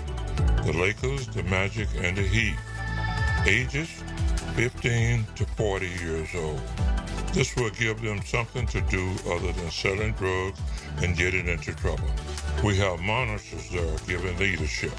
We have to wake up, stand up, and speak up. Hit me on Facebook and tell me what you think. Or MattDadJacksonville.com. 1010XL is presented by Farah & Farah, exclusive injury law firm of the Jacksonville Jaguars. Protecting you and your family. Call 396-5555. Jacksonville. Hacker After Dark on 1010XL. Yes, it is. Glad you're with us on a Tuesday night here in Jacksonville, Florida. Jaguars back at the Miller Electric Center tomorrow, getting ready for the New York Football Jets rolling in. Both teams have already officially been eliminated from the playoffs. You kind of wonder where both teams are going to be mentally. You got a team in Jacksonville coming off a win. Mac Jones looking to rejuvenate his career, right? You got a lot of young Jaguars who are going to make a name for themselves. Whereas the Jets, you got Aaron Rodgers and everything that's gone on there, Devontae Adams, Garrett Wilson. I mean, there is no question the Jets appear to have more talent on paper, yet they're 3-10, and they're arguably one of the biggest disappointments in the NFL this year. It will be interesting to see Aaron Rodgers here in Jacksonville. Aaron Rodgers has not made a lot of trips to Jacksonville throughout his Hall of Fame career, and this obviously will more than likely be the last time Aaron Rodgers does make a trip here to Jacksonville. So that in and of itself is reason to go to the game and watch the game. I flat out refuse to do it for an entire segment, at least in the month of December. We will obviously get much, much deeper into draft talk, January, February, March, April. But since the Jaguars have officially been eliminated from the playoffs, we're going to have Luke Easterling on of Athlon Sports coming up in less than 10 minutes. We're going to talk about the young Jaguars. I want to talk about Brian Thomas Jr. By the way, 15 more yards, and Brian Thomas Jr. will set the Jaguar franchise record for rookie receiving yardage in a season. I want to talk about Ventrell Miller and Jarian Jones and Tank Bigsby and Parker Washington. We're going to certainly spend some time on that. But I am going to ask Luke Easterling at least about Travis Hunter. Because with the win last week, the Jaguars no longer have the number 1 pick. The thought is Travis Hunter is absolutely number 1 coming into this draft, the best player. Denmark, are you a Travis Hunter guy? Do you buy the hype on him when it comes to his NFL prospects? Yes. At DB, at wide receiver, DB. at both? There's not enough DBs. He'll be a DB. So do you think he's Charles Woodson? I mean, that's the comparable, right? Because Woodson at least did a couple of things on offense as well, but he was primarily a Pro Bowl caliber All-Pro defensive back. Yeah, I guess it depends on the team he goes to. I don't think he plays a lot of receiver in the NFL. I think he's mostly a DB. Yeah, I agree. I think it might be some gimmick stuff that he does, although he's a hell of a wide receiver, man. There's no doubt about that. He is a terrific wide receiver. He's a little smaller, though, I think, than Charles Woodson was. Woodson was a little bigger, a little thicker. I think Hunter's not. Could that matter? Durability issues in the National Football League. And we'll obviously, again, dive more into the draft as we get closer. We are still considerably far away from it. But Travis Hunter appears to be the prize for whoever has the number 1 pick in the draft. The Jaguars had that. They no longer do. I believe they're picking now number 5 overall with all the tiebreakers. And we'll see what happens. The New York Jets come in on Sunday. Let's preview that game. Let's talk about some of the young Jaguars. And let's talk a little Travis Hunter with my buddy Luke Easterling of Athlon Sports. He joins me next on a Tuesday night in Jacksonville, Florida. We're glad you're with us. It's Hacker After Dark right here on 1010XL and on 92.5 FM. Get inside the mind of Jags coach Doug Peterson. I'd be lying if I said I didn't have butterflies. Coach Speaks. Fridays at 4:05 on The Franchi Show. I want to win. Brought to you by Renewal by Anderson. Custom windows and doors on 1010XL.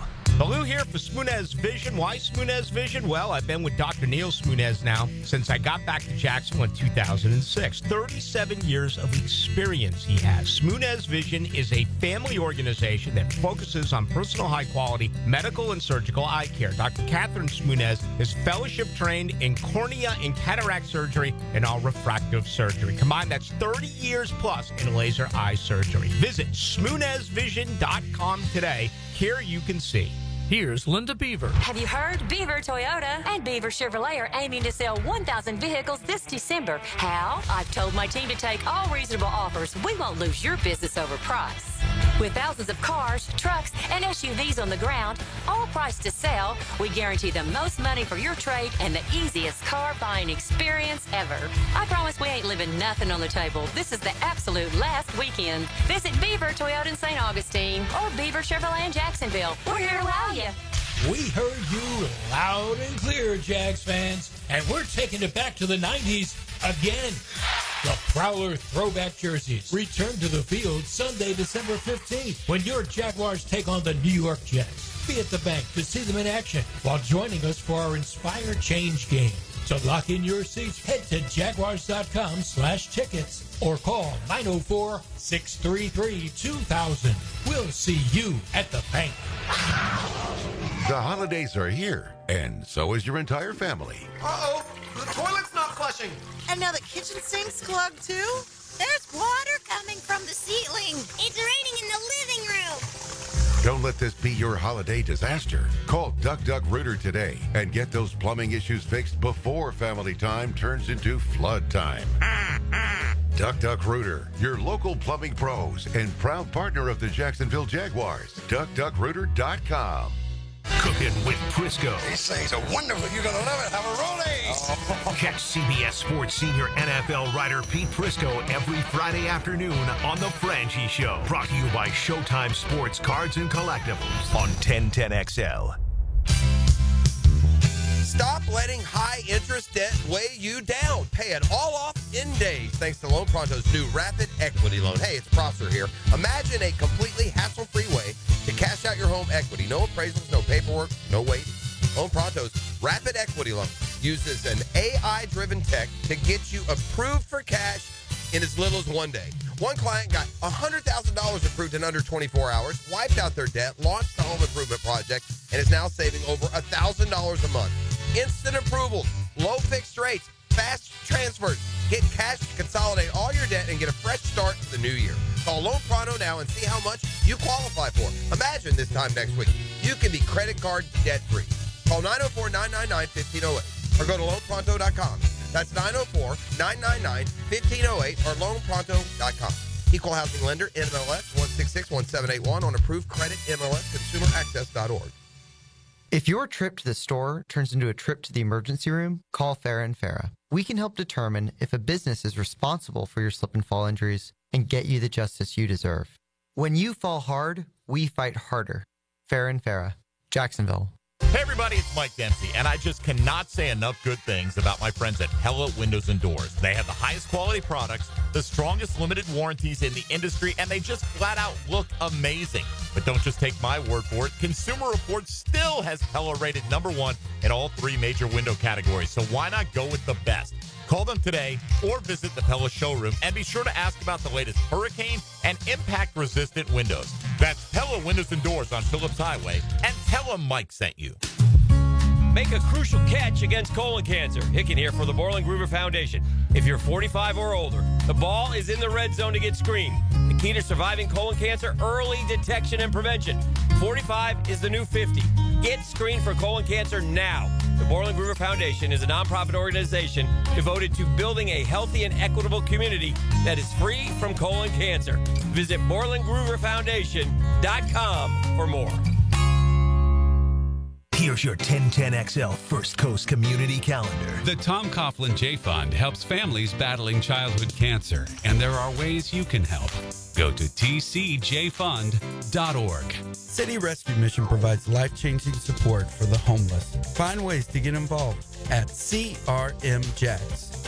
The 5-Star Veterans Center of Jacksonville is the place homeless veterans can go to recover, recharge, retrain, and reconnect. Learn more at 5starveteranscenter.org. Her Song is a nonprofit organization that breaks the cycle of human trafficking through survivor care, victim outreach, and education. Find out how you can help at hersong.org.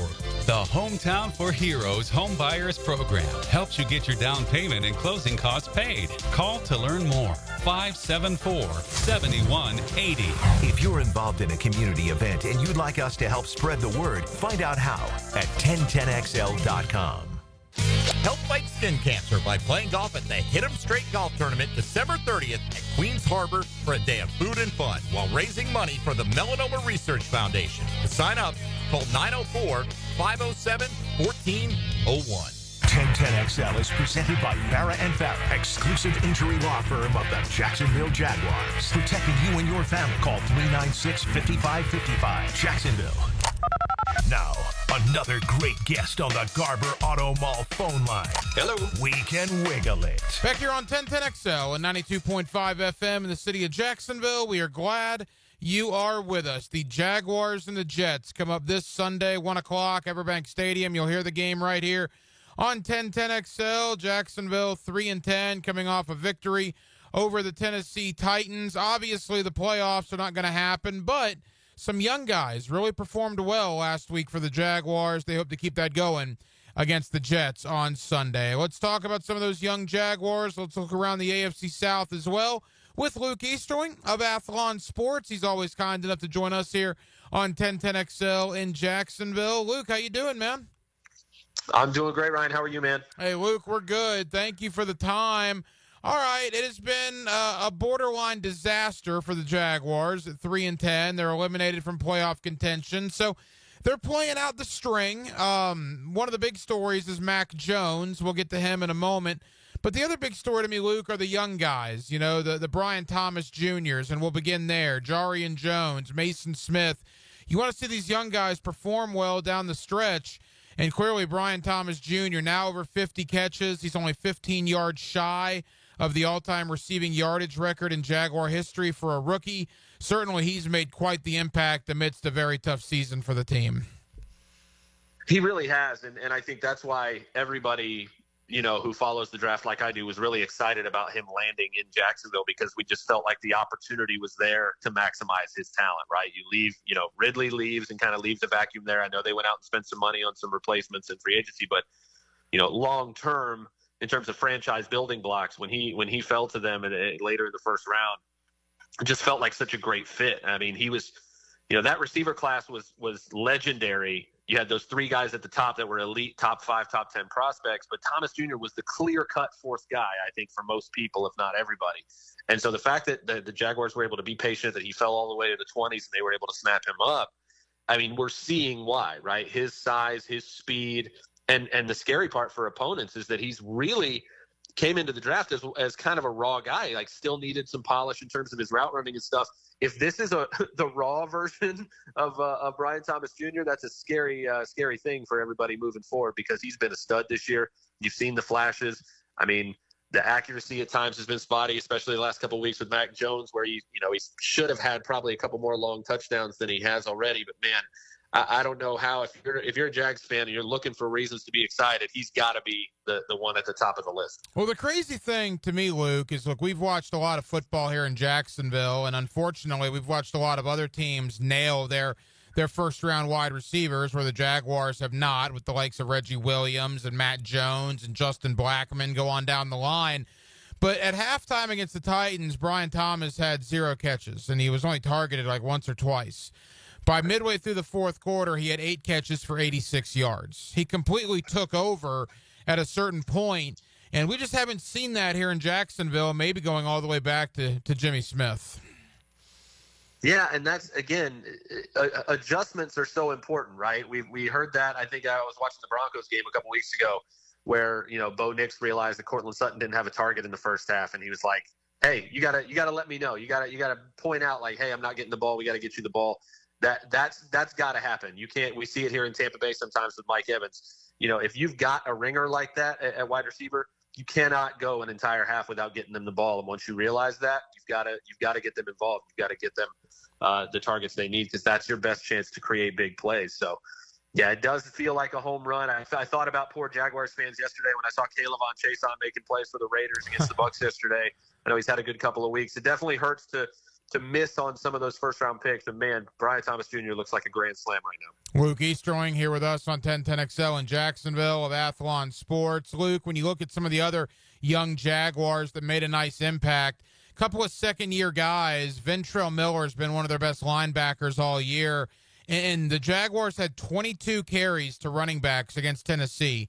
Tank Bigsby got 18 of those 22, and Travis Etienne's healthy. I mean, is it safe to say that it probably have a new RB1 here in Jacksonville based on those numbers?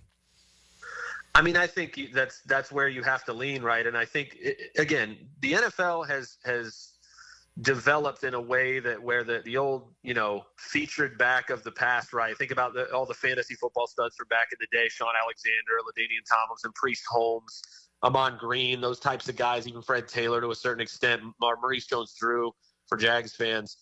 Those guys were the entire focus of the offense and got all the carries, all the touches. There's just so few teams that view it that way anymore. And they look at their running back room as a place to, spread it around so you keep guys fresh, try to bring in different skill sets and guys that are, can fill in the gaps, to fill in the deficiencies of the other guys you have. So when you look at the backfield and see, okay, what does Travis Etienne do well?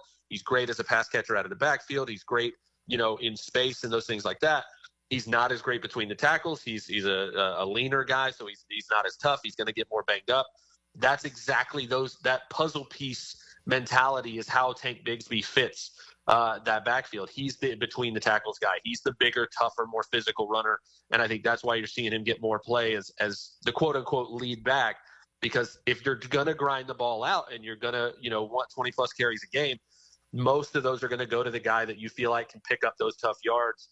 And Bigsby's been that guy. So I don't think it means that there's a phasing out of Etienne. I just think it reflects across the league the mentality that you have to have different types of backs to do what they do well and make sure you can do all the things that you want to do as an offense. And I think that's what we saw yesterday.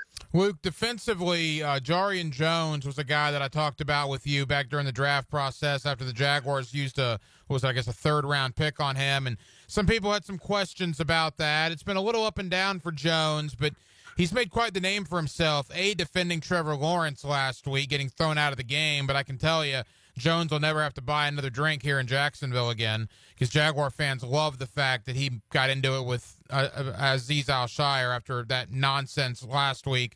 And then he comes back against Tennessee on Sunday. A quarterback sack, 2 passes defense, did a very good job against Calvin Ridley. Third-round picks sometimes can be hit or miss, but it appears the Jaguars may have hit on one there with Jarian Jones. It does, and that kind of performance that we saw on Sunday is so encouraging because that's the type of game that a young player like that can hang his hat on and say, I knew I could hang in this league. I knew I'd be that type of playmaker, and I think that's the kind of thing that can spark a huge jump in development for a guy where if he feels like he's grinding through that hole, this is usually when we talk about the rookie wall, right, where you start to get discouraged. Starts to be tougher because it's longer and more physical and grueling than the college season. But when you're able to put a late season performance like that together, it can really spark a young guy like that to say, hey, I can hang with anybody in this league. I can make plays. And again, to your point, making plays as a rusher, as a cover guy, that type of versatility is so valuable in today's NFL. And so I think early returns are looking really good on that pick. And obviously, as in his first season, the sky's the limit for a guy like that. And I think he's only got more room to grow, and that should be really encouraging for Jags fans. A couple more for Luke Easterling of Athlon Sports. Luke, the quarterback the Jaguars beat on Sunday was Will Levis. Listening to some folks in Nashville, having a couple of Titan guys on my show last week. A lot of questions about Levis. I mean, you obviously studied him a lot coming into the draft. Do you think he's the guy in 2025 for Tennessee, or is there some doubt about that? I mean, I think unless they're going to, bring in a veteran that they feel like can start and give them a better chance to win, it just depends on how they view next season in Tennessee. Is it going to be a developmental year? Are you going to give Levis another season to see if he can, maximize those physical tools, cut down on the the bad decisions and the turnovers and be the guy? Because the draft just doesn't look great, right? I'm sure we'll get to this in a minute, but if you're not getting Cam Ward or Shedeur Sanders, who even then are really feel like reaches in the top 5, top 10 to me, you're not taking the third best quarterback in this class in the top 10. There's just no way I see that happening. So if you're Tennessee and you're not getting one of those two guys, you're bringing in a veteran who's going to either compete with Levis or give you a solid floor of a backup if things go south and you still want to be competitive. I think they're really going to have no choice but to roll with him in 2025 and hope that he develops, but know that that's really his last shot to prove it. And maybe you go into the 2026 draft looking for hopefully a better class than the one we have this year. One of the big issues with that win for the Jaguars, at least from the fan base here in Jacksonville, Luke, it dropped Jacksonville currently out of the number 1 spot down to number 5 in the draft, and people are kind of saying goodbye to Travis Hunter. I mean, look, Jacksonville plays a 3-10 Jets team this week. Then they travel to a 2-11 Las Vegas team. Then they get the 3-10 Titans again. I mean, the Jaguars, I guess, fortunately or unfortunately, could rattle off a couple of wins here. We'll see where the dust settles. But, I mean, how big a deal is that they potentially cost themselves Travis Hunter with that win in Nashville? I mean, anytime you lose a chance at the best player in the draft, it's not a good thing. It's not fun, right? But there's a lot of football left to be played. There's 6 teams with 3 wins right now, so there's plenty of time over the next 4 weeks for things to shuffle around. I do think those are some winnable games for Jacksonville, but I bet the other team looks across and sees the Jags and thinks the same thing. So it's going to come down to execution, for those 60 minutes to determine who wins, but. I think the biggest thing for all 6 of those teams picking, 3 through 9 or 10 right now in the draft order is you've got 2 teams at the top right now in the Raiders and the Giants who desperately need franchise quarterbacks. And to me, there are 2 quarterbacks in this draft that are head and shoulders above everybody else. I still would put them as like borderline first round prospects, but as well as I do that the quarterback prospects are going to get overdrafted. I would not be surprised to see Shedeur Sanders and Cam Ward go 1-2 if the order holds. And we've got the Giants and the Raiders up there just because they're so desperate, and those guys really are the best of the class, I think. I think they're going to get overdrafted in those 2 spots. But if you're the rest of that top 10 and you're New England, you're Jacksonville, you're Carolina, you're Tennessee, you're the Jets, you're the Browns, you're loving that because everybody else in this class who is a top 5 talent, is a top 10 talent, they're going to fall to you. So you're talking – Mason Graham, interior defensive line from Michigan, Abdul Carter, the edge rusher from Penn State, Will Johnson, the corner from Michigan. The big thing for Jacksonville might be Will Campbell, the left tackle from LSU. I mean, there's so many guys there that I feel like could help the Jaguars if they're in that 5th overall pick range. Sure, you might lose out on Hunter, but I think they're going to benefit from the fact that if they do stay in that range, it's because a couple of really quarterback needy teams are ahead of them, and that's going to push a lot of talent into their lap. Final moments, Luke Easterling of Athlon Sports. Travis Hunter, you believe he's the number one player in the draft? I do. And again, this is a guy who's proven it all season long. He's not maybe the best corner in the draft, in the league or the draft, and maybe not the best wide receiver, but he's top 2 or 3 at both positions. And that's just crazy, right? I mean, that's just ridiculous to be that good at both of those positions at the same time. And, people will say, oh, well, he can't do it at the NFL level. Well, they said he couldn't do it in the Pac-10 or, at the Power 5 level either, and he's doing it. He's playing 130 snaps a game. He's a legitimate shutdown corner and a legitimate starting big play wide receiver prospect. So, I mean, I don't know how an NFL team doesn't look at that and say, hey, we're going to let him do it till he can't, make him a full-time corner, let him play slot receiver, be him the third receiver and play him as full-time as he thinks he can do, because that's just so valuable to have a guy who can do both. So, there's some really talented players on either side of the ball in this draft. And this is why if I had a Heisman vote, it would be for Travis Hunter, because with all due respect to Ashton Jeanty and how dominant he has been this season, Travis Hunter is, again, maybe the best player in the country at 2 different positions. And it's just never happened before. It's never happened in modern college football. I think he's the best player in the draft, regardless of what a team decides to do with him. Well, Luke, as we begin to wrap up, I mean, the only guy you could really even compare him to, he might join in the Heisman house next year, and that's Charles Woodson, right? I mean, Woodson was primarily a DB, did some things on offense in the NFL, but was primarily a DB. Is that a comparable, Travis Hunter and Charles Woodson? I mean, it is to a point, but Woodson was a defensive back who every now and then would get a very specifically schemed touch on offense, and he made plays as a returner, right? So that was kind of his dynamic, and what led to his Heisman candidacy was the fact that they did give him specific opportunities to get the ball in his hands to go along with him being such a dominant defender. I mean, Travis Hunter is a full-time corner and a full-time wide receiver. That just doesn't happen. Champ Bailey did it a little bit too. Miles Jack did it at USCLA a little bit, playing running back and linebacker. Nobody was as good at both and played them all the time. This is a guy who does not come off the field. He is a full-time starter on both sides of the field, and he does them both at such a high level. It's a completely different conversation. With all due respect to Charles Woodson, who's one of my favorite players of all time, he was a dominant defender who also made a splash here and there as a returner in the offense. And on offense, Travis Hunter is in a different class because he plays both full-time and does them both at such a high level. Luke, final question. We know how much you cover Tampa Bay and are close to that organization. Doug Peterson, we'll see about him. If they rattle off a couple of wins here, maybe Shad Khan will keep him. I know there's a lot of people here in Jacksonville that hope that doesn't happen. If the Jaguar job comes open, everybody's talking about Ben Johnson. I'm looking to the south of us. I'm looking to Tampa and that offensive coordinator, Liam Cohen. I think Cohen is going to be a fantastic NFL head coach. Well, what's your thought there?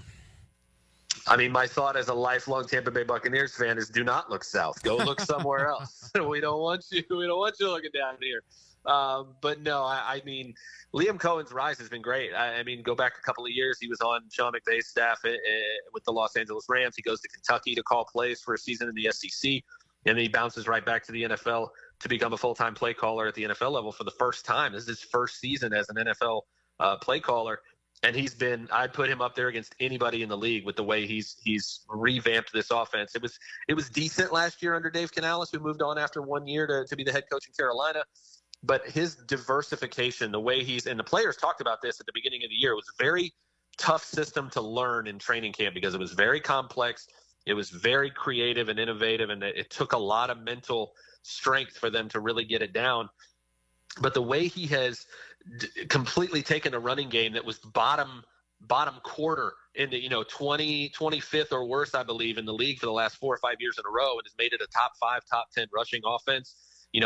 They've navigated the fact that they lost Mike Evans for a month. They've lost Chris Godwin now for at least half the season and the rest of the season now to an injury. And the offense has really not suffered very much at all. The ground game has been dominant. The offensive line has been much improved.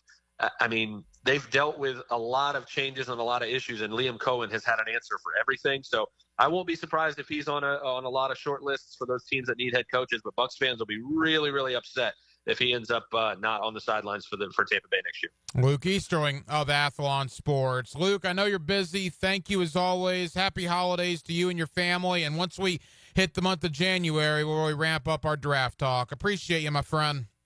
Hey, always a good time, Ryan. Take care, buddy. Now, the Cool Down with Donovan Air Electric and Plumbing, keeping Jack's cool since 1987.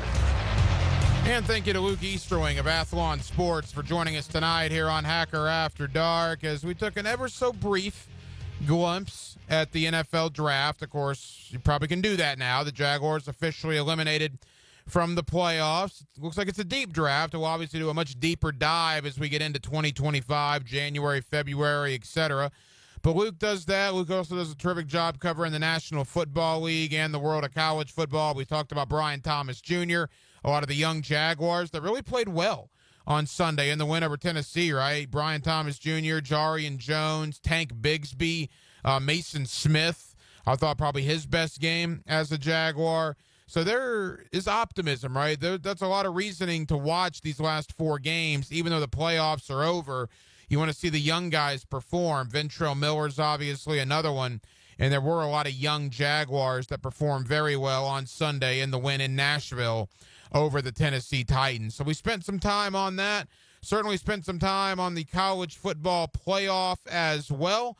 Hard to believe we are 10 days away, right? That playoff opener, Indiana Notre Dame, is a week from Friday. Then you have the 3 games on the 21st. So it's not like you have this long gap anymore like you did. These things are right up on us, and we are a week and a half away from the college football playoff. Well, that'll just about do it. It has been a very, very busy Tuesday evening here on Hacker After Dark. We certainly appreciate you guys hanging out with us on 1010XL and on 92.5 FM. We have a ton of people to thank. Again, Luke Easterling of Athlon Sports. Always appreciate talking with Luke here on 1010XL. Thank you to Bill Bender of the Sporting News. Bill is certainly one of our guys when it comes to talking college football, and we always enjoy the conversation with Bill Bender of the Sporting News. And back in hour number 1, my buddy Jamal St. Cyr of Channel 4 talking about the Jaguar win over the Titans, what it means for the futures of General Manager Trent Baalke and head coach Doug Peterson. And we appreciate Jamal spending some time with us this evening. We will be back tomorrow night on a Wednesday, and we will do it all over again beginning at 8 o'clock. Dylan Denmark was your producer tonight. Dylan, great job as always. I'm the Hacker Ryan Green. And again, Jacksonville, thank you for spending part of your Tuesday evening with us right here on Hacker After Dark on 1010XL and on 92.5 FM. So for all of us here on HAD, have an absolutely terrific remainder of your Tuesday night, and we will do it all over again tomorrow on a Wednesday beginning at 8 o'clock.